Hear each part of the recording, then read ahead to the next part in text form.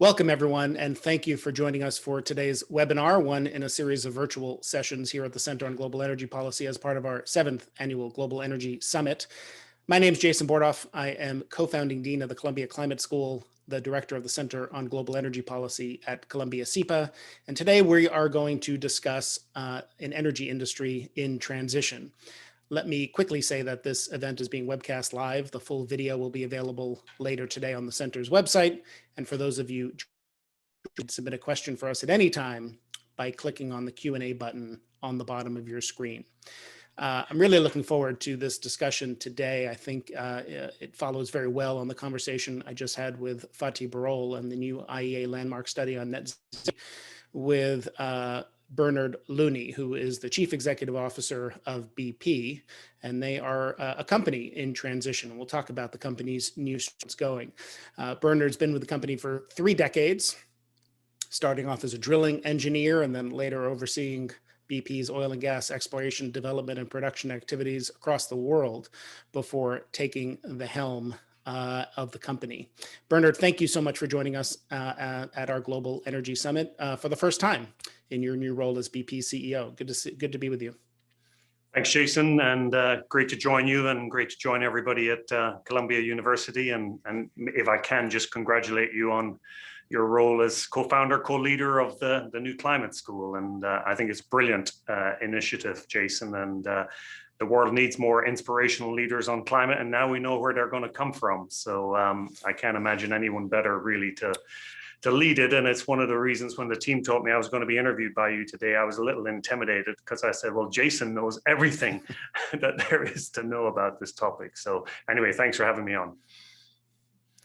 Yeah, that's very kind of you to say. We're excited to train lots of leaders. The world needs many inspirational leaders, and especially in a year like this one, the time we spend with the inspirational and visionary and passionate students here is one of the things that keeps us all motivated. So I want to start by asking you about the past year. You know, I sat down just before the pandemic started with your predecessor to do kind of a retrospective on Bob Dudley's career. I think I asked him if he was planning to leave you a note of advice the way presidents leave one in the Oval Office. And he said, no, you had everything covered and things were moving in a good direction. And you've had quite a first year pivoting the company with a new strategy toward clean energy, and then coping, of course, with a massive pandemic that sent oil prices cratering. Can you just talk about this past year on the job, how the strategy is going, what the impact of the pandemic's been on the company and on the strategy, and then we'll get into some of the specifics around it. Well, Jason, I think, let's start with why did we decide that we needed to change? And there were 3 reasons really, and I don't think there'll be any surprise to you, and they're all connected. The first is that, the world does have a carbon budget. It's finite, and I think we'd all agree, therefore, that it is running out. The second is that society, and by society, I include our employees, they want us to change and they need us to change. They want different things from their energy. And I don't think our job, Jason, is to tell them why we can't do it. I think our job is to help them do it. And I've always believed that you can't be a long-term successful company if you're going against the grain of society. I was talking to Andy Jassy of Amazon recently, and he says you can't defy gravity, and in some ways that's how it feels at the moment. And then the third reason that we changed or are changing is that I think it's an enormous business opportunity, and trillions of dollars are going to get spent rewiring and replumbing the Earth's energy system.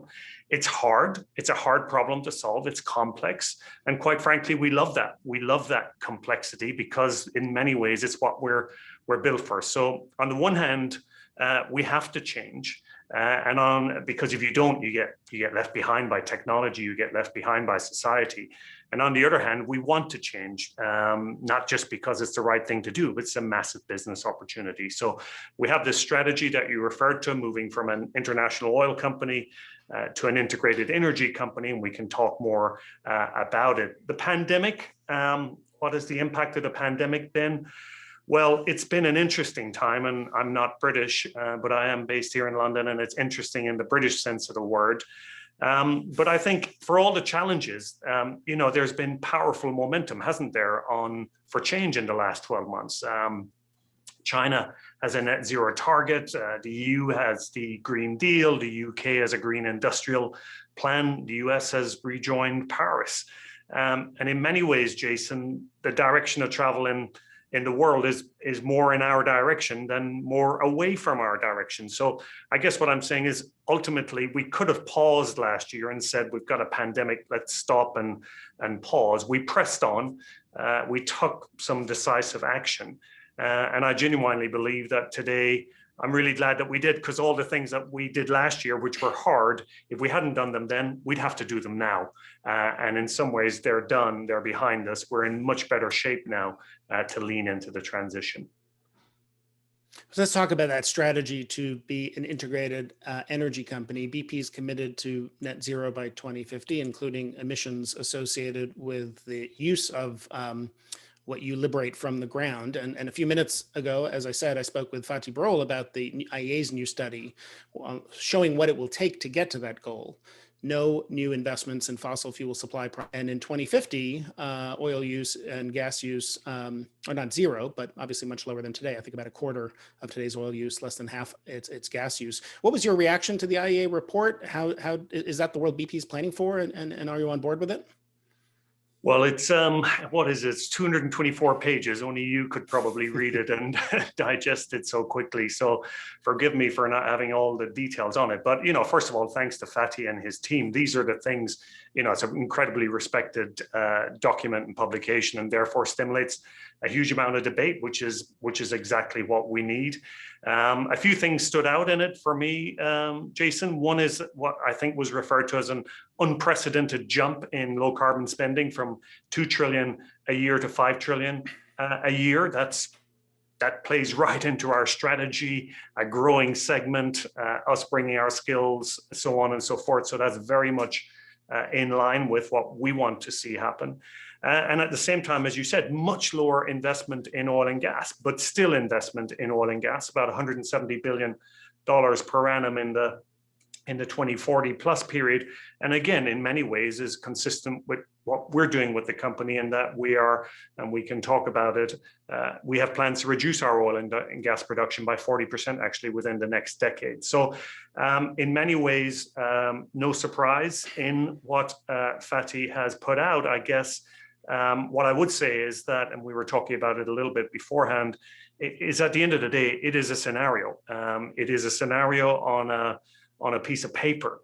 And what the world needs more than anything is maybe less scenarios and maybe less debate that I referred to earlier, and more action. And that's what I think we're intent on doing, which is cracking on with the actions that we've set out. But I do have an action with some weekend reading ahead of me, so I know what I'll be up to. So hopefully that gives you a sense of how we think about it. And you said your plan, I think, has oil production declining about 40%, is what you said a moment ago. And is that the finding no new investment in fossil fuel supply projects, no new exploration and production or investment in new fields? How does that align with BP's plans? Well, we have part of our plan is that to reduce, we, as you said, the carbon that's liberated from the hydrocarbons that we introduce into the ground, we want to bring that down. We want to bring the absolute emissions of that down by between 35 and 40% by 2030. And part of that means that we will produce less oil and gas by 2030, 40% less oil and gas by 2030. It's quite a unique part of our strategy. It's not something that other companies have come out with. We think it's the right thing to do. We think it's right for our shareholders and our investors, because actually we want to be the best run hydrocarbons business, not the biggest hydrocarbons business. And therefore shrinking and focusing on value, focusing on margin is a way to do that. And it decarbonizes BP. And the money that we get from any sales or any divestments, we reinvest into low carbon and into the transition. So we do think it's the right thing for us, for our shareholders, for society, and that's what we're getting after delivering. I mean, I would add that even in a financial sense, we'll generate more earnings, Jason, from our oil and gas production in 2025, even though the business is 20% smaller on a volume basis by then. So this is a value and an emissions game. And you know, one of the criticisms people have raised when you talk about letting oil and gas production decline 40% is to say, well, those assets are being sold. Someone's going to buy them. Someone's going to develop them and produce that oil. So is it really making a contribution to decarbonization? How do you feel? How do you respond to that? Well, thanks for raising it, because it is a question that's out there. And I mean, just a piece of background, Jason, and I think you'll know this, but maybe not everyone listening will know it. A lot of people say, well, you shouldn't sell these assets, you should just wind them down over time. And I think, we don't usually own these resources. These resources are owned by host nations, host countries. And our job in some ways is a contractor, a service provider, to come in and operate and develop those resources. So we do not have, it's not within our gift to simply say, let's wind them down. These are not our resources, they're the resources of nations. But with that said, just three things I would say on your specific question. First of all, when we talk about the 40% reduction, it's not just about divestments. It's also about investment levels. We used to spend between 17 and 19 billion dollars in the upstream. This year we'll spend between 7 and 8 billion dollars. So we're bringing our investment levels down materially. Secondly, we're exploring less. We used to explore $2 to $3 billion a year searching for new hydrocarbons. This year, that number will be less than $500 million. So the first thing I would say is the 40% reduction isn't just driven by divestments, it's driven by less investment, more focused investment, less exploration. The second thing is the point I made earlier, Jason, which is we take the proceeds from those divestments and invest it into the transition. We're going to increase our investment in low carbon tenfold through this decade, eightfold through the next 4 or 5 years. And that means that we're helping the world decarbonize. And just thirdly, I would say, I think people feel that, well, if you divest an asset to another company, somehow that other company is immune from the pressures of society. It's immune from the financial system. And that, of course, that's not the case at all.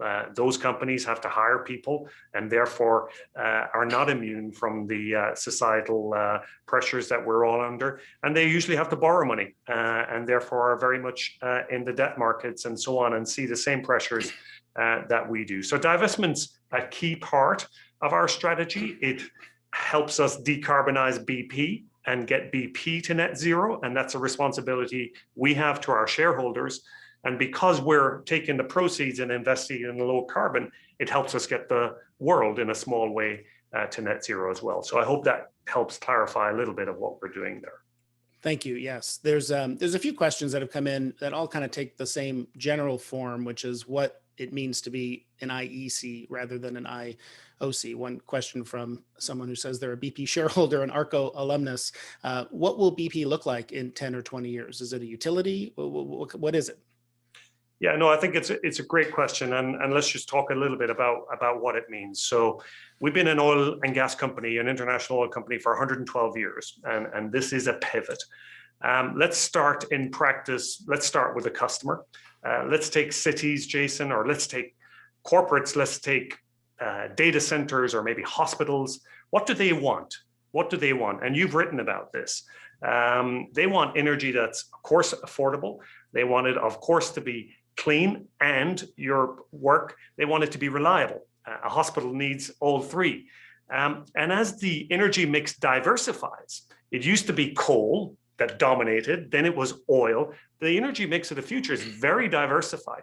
And that becomes a very complex problem to solve, that mixture of clean, reliable, affordable. And that's where we come in. That's where an integrated energy company comes in, because as I said earlier, this is complex.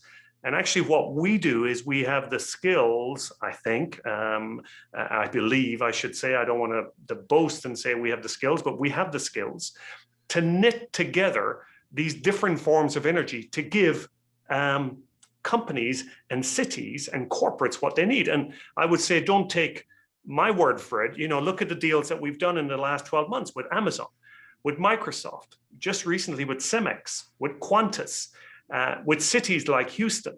and Aberdeen, helping those companies and these cities get to net zero. And to your questioner's question, what do we look like in 2030? Well, we have more low carbon in our business. We'll have more what we call convenience and mobility in our business. We'll have some, but less oil and gas in our business. And to get there, we're going to have to tenfold increase in low carbon investment, about 5 billion per annum. We're going to have 50 gigawatts of renewable capacity. And as I said, we're going to be down in production by about 40%. So what you see in 2030, Jason, is a BP that's diversified. So today we're 100% hydrocarbons. It's going to be a diversified energy company in 2030. It's going to be decarbonized. Therefore, it's going to be de-risked as an investment. And our job is to make sure that at the same time, it's higher value. That's what we're trying to do. And one quick follow-up on that. I asked about some of the stuff in the IEA report about fossil fuel supply investment and what. The other point Fatih made powerfully, I thought, was that report is what it is, but there is a large and growing gap between ambition and reality and how quickly the world is actually changing, not how much people are promising it should change. I remember about 2 weeks ago in the FT, there was an article with a survey of investors. About half of investors surveyed said oil firms were investable because they would benefit from another oil supercycle before net zero even becomes an issue. Some of your peers are saying, look, we can't move faster than the world moves, than society moves. It's still using rising amounts of oil at present. You're saying, no, you want to be ahead of the curve, despite this gap between ambition and reality. Can you just explain the thinking and that strategic decision? Yeah, look, I think this is a great question about being ahead and this gap. And my own view and the view of the company is that I don't think it's right, Jason, to just say we're going to sit here and wait for society to move and therefore somehow put the onus to solve the problem on somebody else. Equally, we can't just rush ahead of society and develop things in a vacuum. Otherwise, we'll waste shareholders' money. And by the way, BP has some history here where we were ahead of society in the 2000s.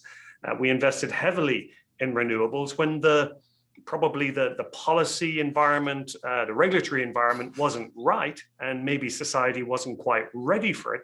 And we ended up writing off $7 billion worth of assets. So you have to be careful. But let's take an example of how I mean that this needs to work. Let's take hydrogen trucking in Germany. I was talking to Ola Kalanis, the CEO of Daimler, just a few weeks ago, and he was saying, if you want to drive a 40-ton truck up a hill, that's a lot of batteries. So, his view, and we would support it, is that hydrogen is going to be a solution in heavy duty transport.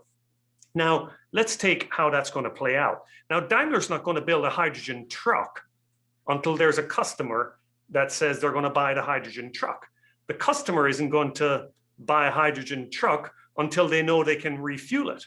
And BP isn't probably going to build a hydrogen network in Germany until there are customers and trucks that will use it. So if we just said we're going to do this in step with society, we're stuck because nobody moves.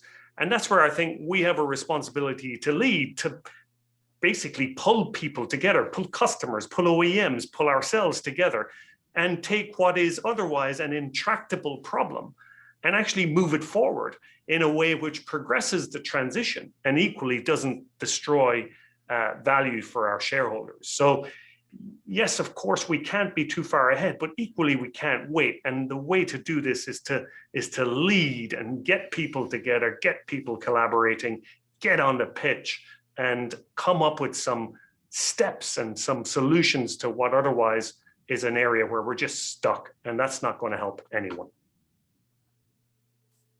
Can you, thank you for that. It was really helpful to understand the thinking. Can you comment a bit on how you feel about the way investors have reacted to the strategy to be an IEC, not just an IOC? I think in that same FT article, the survey I mentioned, it found nearly 2/3 wanted oil companies to focus on upstream projects rather than renewables. You cut your dividend last year. What do you say to those who might ask about why shareholders should continue to invest if maybe the returns will be lower? Well, look, I think we're building an investment proposition here for the long term. We offer, Jason, what I think is a very resilient dividend, so that it's the first call on cash in the company. So we have a dividend now that is payable in a very wide range of scenarios, well below $40. We're going to grow this company. So we're going to grow earnings 7 to 9% per share over the next 5 years. So it's a company that's growing. And in the long term, we can grow the sustainable value of the company. That's why we're headed in the direction that we're headed. So the reaction from shareholders, if you were asking me 4, 5, 6 months ago, I would say that it was very mixed. I think someone else did a survey where a third of people said that we were going too fast. 25, 30% said we weren't going fast enough, and the rest said it was about right. And I think people were trying to digest the strategy. If I look at how that has changed from the beginning of the year, and just looking at a report that was issued yesterday by Barclays, which moved us to their kind of top pick in the sector. And the reason that they said that is because they felt that there was massive value potential here. And in many ways, a lot of investors hadn't quite understood where the value was to be unlocked. Now, our job is to help our investors understand that. I think we're seeing that happening more and more. So there is what I would call a growing acceptance and actually a growing interest in the strategy that I couldn't probably have said 4 or 5 months ago. So I sit here today in a world where I'm optimistic about shareholders buying the strategy. But at the end of the day, Jason, like anything in life, it's all about delivery. We had a great first quarter that gives a set of underpinnings which give people confidence. We need to do the same in the second quarter. We need to do the same in the third quarter. And we've coined this phrase, performing while transforming. We have to perform for our shareholders today while transforming the company for tomorrow. And it is this question of an and. It's performance and purpose. It's profit and transition for tomorrow. It's not one or the other. You have to do them both. And that's where I think we're in a bit of a groove now, 12 months in, where the company is performing. And at the same time, each and every day, we're step by step transitioning the company to what I think is a better future. Let me ask you about some of the opportunities you see in clean energy, both regions and also technologies. I'll start where I'm sitting here in the United States. Obviously, we've had a pretty significant shift in how the federal government is approaching the issue of clean energy and climate change. The Biden administration has very ambitious plans for offshore wind. You recently made an entry into the sector, partnering with Equinor for offshore wind here. Can you talk about the outlook for the sector, your plans for the space, and how you view the economics of offshore for BP? Yeah, very exciting space. Absolutely delighted with our entry into the US with Equinor. It's going to be a great partnership. It already is 4.4 gigawatts of offshore wind off the East Coast. Very excited about it. A lot of support for it. The key for us is making sure that the renewable investment stands on its own 2 feet as a good investment. And what we've said, Jason, is that that's an 8 to 10% return. And remember that these produce very stable earnings for decades, no decline curves, decades and decades of earnings stability, which is, I think, very attractive to investors. We're bringing our experience from offshore. We've been working offshore for decades. We build big projects. These are big projects. These are $5-10 billion projects offshore. We just completed a $40 billion gas project across 7 countries involving 11 companies that we delivered under budget and on schedule. That's the sort of project management experience that we can bring to the offshore wind. So it's got to stand on its own 2 feet. And then importantly, we want to bring it into this integrated energy company. So we also just entered the offshore wind market in the UK just recently. And what's exciting about that, Jason, is we'll make that investment work in its own right. But we can take that electricity and take it into our EV charging network. And BP Pulse is the largest charging network in the UK. We're growing it. And 2/3 of the electricity in the offshore wind that we've just secured in the UK could be used directly in our charging infrastructure. So just like in the old days, we took oil and gas production out of reservoirs and created an integrated value chain all the way into gasoline, in your language, into people's gas tanks in their cars. We're doing the same with taking an offshore wind resource, taking it through a value chain, and ultimately in the UK, we have the potential to take it into electrons in somebody's car. And of course, the same is true in the United States, in Germany, and other parts of the world. And that's where we'll add extra value on top of what is a renewable investment on its own. How do we join this system together in an energy value chain that gives customers what they want and allows us to extract value in the process? You've also some things that are on the agenda. You've supported tougher regulations for methane leaks. You've made commitments around routine flaring, say in the Permian. Can you just talk a little bit about what you think needs to be done there by the industry and government regulation? Because it's still an issue, despite having talked about it for a long time. Well, it is an issue, and we are in favor of direct regulation of methane. Methane is, as you know, 80 times more powerful, more potent than carbon dioxide on a 20-year lifespan. And the reality is that gas is a much lower emissions fuel when it's burnt than coal, as long as its methane intensity, its methane leakage is low. And that's why we're very focused on this as a company. We're actually going to install direct measurement of methane at all of our major oil and gas sites by 2023. This is actually pretty groundbreaking because a lot of the measurements to date are estimates, and we're actually going to physically measure it and drive that down by 50%. As you said, we're going to cut out flaring in our onshore business in the United States, which is a source of methane venting and leakage into the atmosphere.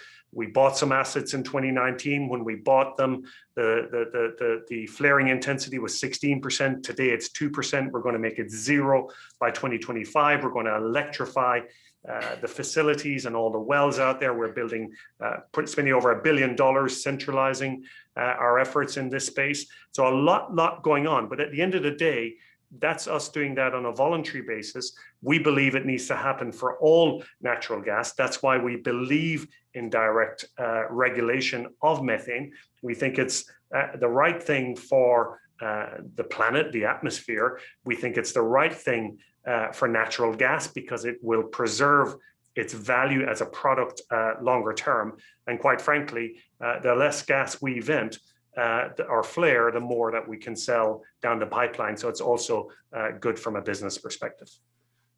I want to bring in a couple of questions I've seen come in from the audience. One is around the outlook for hydrogen. Can you talk a little bit about whether you are bullish on hydrogen as part of a deep decarbonization pathway?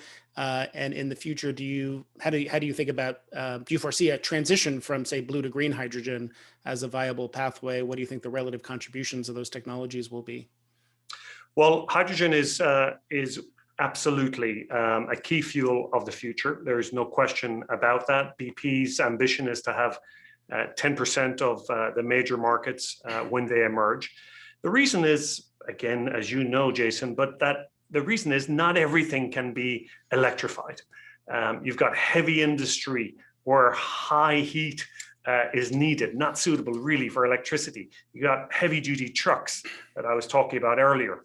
Difficult today to see a battery solution for that. These are things where hydrogen is a possible solution. We've got a lot of experience in hydrogen. For decades, we've been using hydrogen in our refineries. The issue, of course, is not can you make hydrogen, is can you make hydrogen cleaner? Blue versus green, for people listening, green hydrogen is produced from electricity. And if that electricity is renewable electricity, then that's what we call green hydrogen. Blue hydrogen is where we take it from natural gas and we convert it into hydrogen. And importantly, we capture the carbon and take it and store it underground. Now, our view, Jason, for what it's worth, is that the world needs both forms. We need a hydrogen economy to take place. We need the infrastructure and the markets to get built. The best way to do that is throw all of the hydrogen options at it, throw green and blue hydrogen at it. If on the other hand, it were just green hydrogen, the demand on renewables infrastructure would be even bigger again than it already is. And we would prefer to see that renewables really solving the power equation and having hydrogen solve some of these hard to abate sectors. So we certainly see a role for hydrogen. We see a role for blue hydrogen and green hydrogen, and we intend to be very active. And we've announced plans here in the UK to build a gigawatt of hydrogen capacity in a project here in Teesside in the UK by 2030. We've also announced another project with one of our refineries. It's a green hydrogen project in Lingen in Germany. So in action, a lot more to do in a very exciting space. There's a question that's come in about Russia, where BP has a large stake in Rosneft, and Russia, the questioner notes, has not traditionally played a leading role in action on climate. Is the Russia position aligned with your new strategy? It's a great question, and I appreciate the opportunity to answer it. And the first thing that I would say is that, as I said earlier, resilient hydrocarbons, as we call them, is a core part of our strategy. And Rosneft and our position in Rosneft is resilient hydrocarbons. What are resilient hydrocarbons? They're low cost. So the lifting cost in Russia is probably less than $2 a barrel. In BP, it's $7 a barrel. And it's low emissions. And the questioner might be surprised, but it's a fact to know that the greenhouse gas intensity per barrel of oil produced of Russian oil is below that of BP's and is below that of many of the majors. And of course, they've got massive scale on their side, and the energy required is not that great.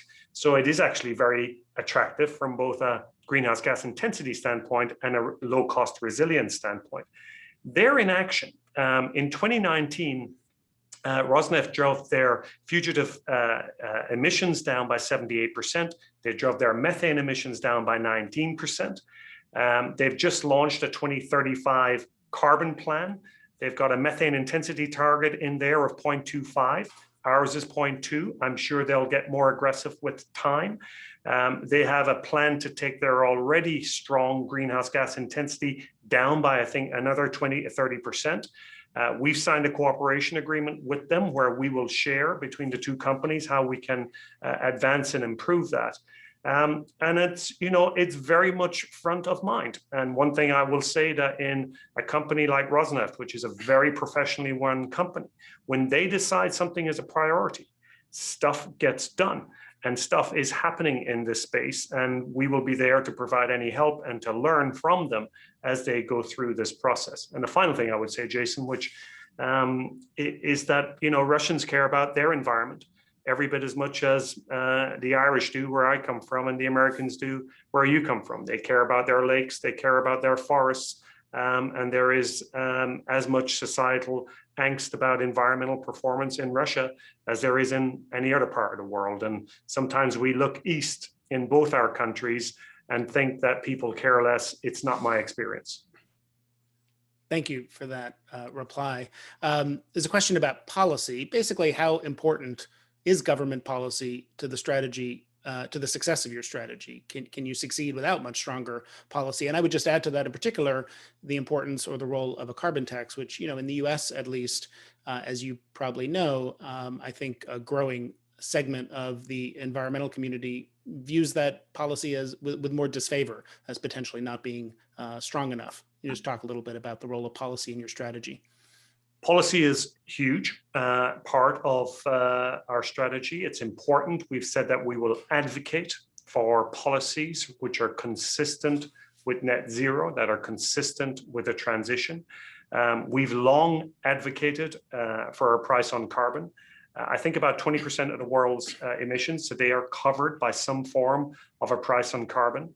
We've just successfully been part of an advocacy campaign in Washington State, where there's a sort of a cap and trade system being put in place, which is in effect a price on carbon. That's something we've been working on with government and with environmental groups for the last couple of years. It's a great example of putting our work where our mouth is. People say, you say one thing, you do something else. This is us in Washington State doing just that. And I think the governor there has just signed some things into legislation which will make that a reality. There are other forms of policy that will be required. I've talked about the direct regulation of things like methane, and there'll also, Jason, need to be transitional incentives. The reason that we have a burgeoning onshore wind business in the United States, the reason that we have a solar industry in the United States is because there were incentives put in place. The same is true here in the UK. And there will need to be those incentives to get things like carbon capture and storage and potentially hydrogen off the ground so that we can build a scale that takes the cost down and makes these industries self-sufficient without any form of incentive. So policy is very, very important. Our job is to advocate for policies which are consistent with net zero. That's what we're trying to do. What we're doing in Washington State is an example of that. We're also doing it with Reddit, I think, Ready in the East Coast of the United States on transportation. You probably know more about it than I do, but we're all in on this. Policy matters, and our job is to advocate for policies that are consistent with net zero. There's a question about Scope 3 emissions, those resulting from the use of your product or what you produce from the ground, and you've committed to take those to zero. There's an extent to which if everyone did that, you might be overcounting those because you have producers and refiners and pipeline companies and car makers. So how do you think about BP's role or an oil company's role in addressing Scope 3 emissions, and how talking about offsets, carbon removal, or other tools? Well, look, I think there's, so the first thing to say is that we probably produce, I'll forget the exact number, but let's say of the amount of fuel that we sell around the world, we're probably responsible for producing, i.e. extracting out of the ground, about 20% of that. So the other 80% is, as you say, gasoline that we're buying off each other, buying off of different companies and ending up in the marketplace. That's why our aim 2, we've got these 10 aims to help the company, to get the company to net zero and help the world get to net zero. Aim 2 is about, as you said earlier, the carbon that is liberated when the oil and gas that we dig out of the ground, for want of a better word, when it is burned, whether BP burns it or somebody else burns it, when it is burned, we are taking that to zero. That is what we are focused on. We're going to drive the intensity of the overall Scope 3 emissions down, cutting it by half by 2050. But there is an argument to be made here that if we took all of that carbon that's introduced into the world, new, so to speak, to net zero, that's how you solve the problem. The world needs absolute emissions reductions. Intensity matters for sure, but ultimately we need to reduce the absolute emissions. And that's what our aim 2 is focused on. So yeah, what I hear you saying, I think, is that other 80%, you're saying someone else has liberated that from the ground. And if they were committing to what we're committing to, then collectively we would all get where we need to be. That raises another question that's come in, which is one about the Oil and Gas Climate Initiative, which BP's a founding member of. The question is about how OGCI can be part of the solution, and how can it help influence a broader set of companies, maybe particularly those not in the group, to take some of the actions that you're talking about? Well, I think, and Bob Dudley, who you referred to earlier, is the chair of OGCI and does a fantastic job leading that organization. The thing that's interesting about OGCI is that it brings together different companies, and the reality and the truth, of course, is that those companies have very different strategies. But what unites us all is that hydrocarbons are core to each of our strategies. We're a company in transition, but hydrocarbons remain core to our strategy. Without hydrocarbons, BP won't be able to transition. Just like as it is core for a Chevron or an Exxon or a Saudi Aramco. So we're united by a belief that hydrocarbons are core to our strategies, and we're united by a belief that hydrocarbons are going to be part of the energy mix in the world for decades to come. And our job within OGCI is how do we help produce those hydrocarbons in a way which is better for the world. So if they're going to get produced, and they are because they're needed, and this is not a problem that we can flick a light switch and turn off hydrocarbons tonight and turn on something else tomorrow. I wish it were that simple, but it's not. Then the job of OGCI is working together as we do to figure out how we can reduce the environmental impact, whether it's through scope 1 and scope 2 emissions of how we produce it, whether it's through methane. We've got $1 billion fund investing in technologies which help us do that, or whether it's in carbon capture, where how do we advance that? So OGCI's role is very much focused around that. I think it's got real coherence, and under Bob's guidance and leadership, it has made great progress, and I think will continue to do so. In our final minutes, I want to ask you not specifically about the clean energy transition or the new strategy, but resilience and security for a company like yours and in the industry. That's top of mind as well because of the cyber attack on the Colonial Pipeline, which is such a critical fuel artery for the Eastern Seaboard, where I am. Of course, there's severe weather risks as well. There are physical risks because your industry operates in some pretty dicey places around the world. Can you talk a little bit, particularly about cybersecurity? What lessons? What was it? What your reaction to what happened? What lessons you think people need to take from it, and how prepared are we? Well, I think I'm sure there are various states of readiness around in different companies in different countries. I can only speak to BP. I think the first thing to say is that cybersecurity people with professional experience are probably going to be some of the most sought after discipline in the world over the next decade or two. And I think the Colonial Pipeline has just ratcheted that to the next level. So this is definitely a career to advise young people to take an interest in, because I think there's just enormous potential in it. What do? We're very, very focused on it and have been for many, many years.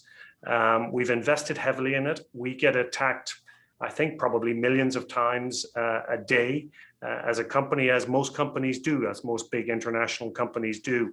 We've got real-time operations centers in London and in Houston that monitor our attacks constantly. We do a lot of work on drills, both as teams around the world, but also as an executive team. Drilling what happens in the event that we have a cyber attack. We're doing a lot of work on how we back up our data. And probably the most important thing that we've done in the past while, Jason, is work around segregation. The key here is that the entry into these systems is usually very innocuous. It's usually through the back office. We do a lot of work, obviously, on educating our people on that, on passwords, on phishing and tests and all the things that most companies do, but a lot of work to prevent that. But if that happens, the trick is, can you separate that back office from the frontline operation?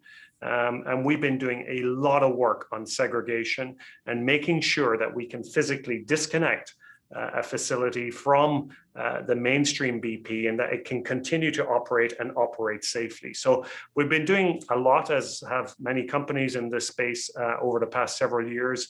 And I think that experience just tells us that this is going to be on our agenda for as long as we're all around. The threat will grow rather than diminish. And it is about the competence, the standards, the protocols that we all have.